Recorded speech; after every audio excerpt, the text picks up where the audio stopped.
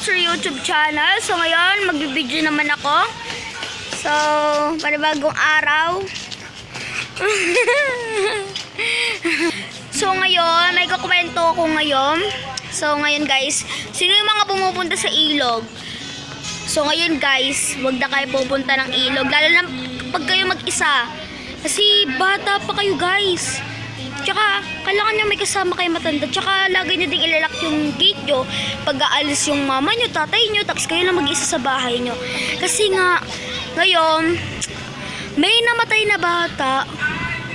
O, nawawala din. Pero ngayon, natagpuan na siya. Kaso nga lang, patay na siya. So, yung bata, guys, dito lang siya sa amin, malapit lang. Diyan lang sa Taytay Rizal ba yun? Santa... Rizal ba ata? Taytay. Taytay, basta Taytay. Diyan lang siya sa ilog. So, ang ginawa sa bata, ni-rape, binugbog, tapos, binagsakan ng hollow blocks. Kaya ang nangyari doon, syempre patay. So, sinilagay siya sa sako. So, kung gusto mo yung mga hindi nakakalaw ng video na yun, eto siya guys. Yan, sa Facebook lang siya. So, mapapanood niyo yan kada araw. Tsaka ngayon, maraming nawawalang bata ngayon, no? Mga matatanda din. So, guys, kasama natin si Yasi. So, mga hindi pa nakasubscribe sa akin at kay Yasi, ito lang ang channel niya. At ito naman ang aking channel.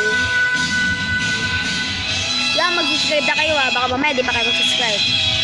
So ngayon guys, kakatapos ko lang kumain. Jollibee pa nga ulam ko eh. Kasi nga, gawinish ko kay mama na sana bilhin niya ako ng Jollibee. Kasi nga lang din nangyari. Kasi nga hindi kumita si mama. So sabi ko, okay lang po yun.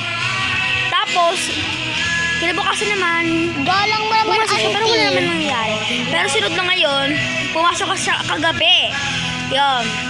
Wala naman ako winish. Tapos, nagising ako kasi ginigising ako ni mama, sabi na, andito yung Jollibee mo, binili nung kita nung hindi ko nabihito nung nakarang araw. So, yun, happy na happy ako. So, thanks mother.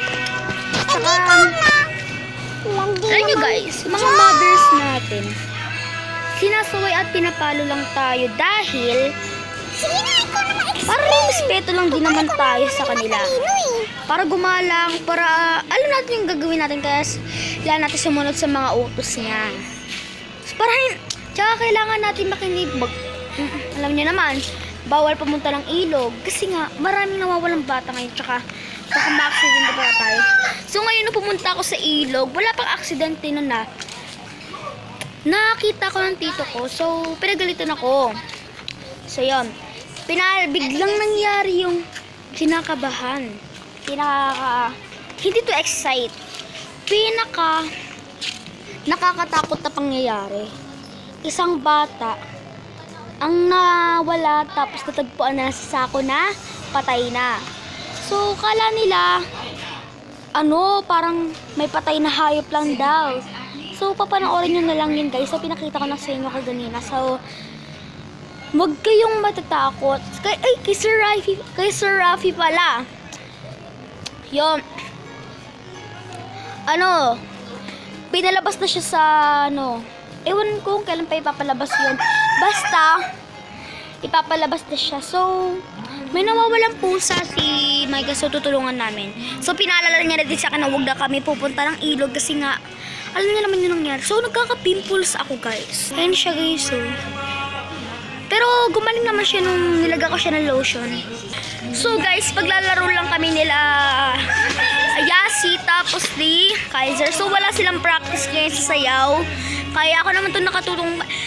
At niyaya niya ako maglaro dahil nga siyang wala silang kasama. So, ewan ko kung tutulungan ko pa si Mike hanapin ang kanyang pusa. So, tutulungin muna natin siya. So, yun nga guys, di ko siya mahanap. Kaya mamaya ko na siya hahanapin or tatanungin. So, yun lang guys. Bye-bye. Wait, don't forget to click by subscribe. So, now, click the notification bell para lang update sa video natin. So, yun lang guys. Bye-bye!